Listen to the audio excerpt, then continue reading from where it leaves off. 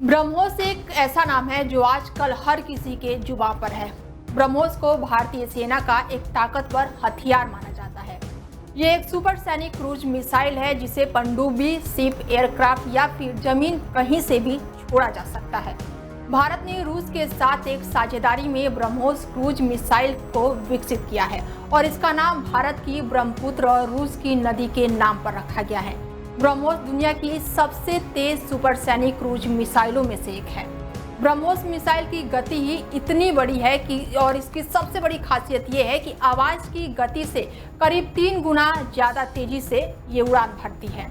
बता दें कि भारत ने 22 अप्रैल 2025 को पहलगाम आतंकी हमले के बाद से ऑपरेशन सिंदूर शुरू किया, जिसमें भारतीय ने पाकिस्तानों के आतंकी और सैन्य ठिकानों पर हमले किए थे और इस हमले में ब्रह्मोस मिसाइल का इस्तेमाल किया गया। भारत ने ऑपरेशन सिंदूर में पाकिस्तानी एयरबेसों पर 15 ब्रह्मोस दागी थी और इसका मकसद पाकिस्तान की एयरक्राफ्ट लॉन्चिंग और अन्य ऑपरेशन को क्षमता को खत्म करना था।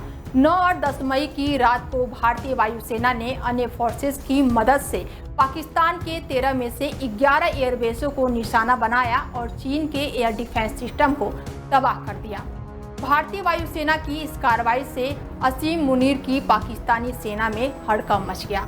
असीम मुनीर की पाकिस्तानी सेना लगातार भारत पर हमले की नाकाम कोशिश कर रही थी और इसी दौरान देश में 26 जगहों पर ड्रोन और मिसाइल से हमले की कोशिश की गई थी।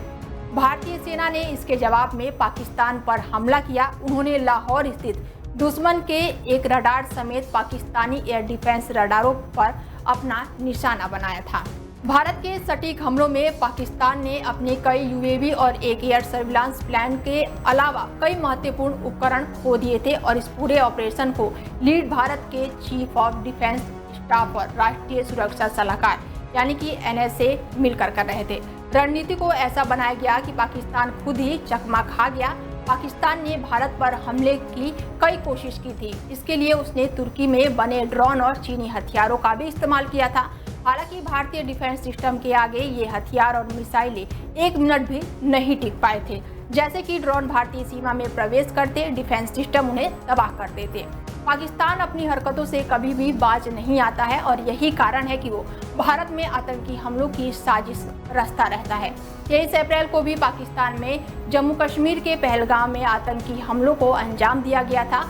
यहाँ पर पर्यटकों को उनका धर्म पूछकर गोली मारी गई। इस हमले में करीब 26 लोगों की जान चली गई थी। भारत ने इस हमले का बदला लेते हुए 6 मई की रात को और 7 मई की सुबह ऑपरेशन सिंदूर चलाया और इस ऑपरेशन में 100 से ज्यादा आतंकी मारे गए थे।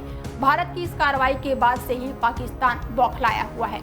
फिलहाल इस खबर पर आगे भी आपको अपडेट देते रहेंगे। देखते रहिए Day 24 भारत। नमस्कार।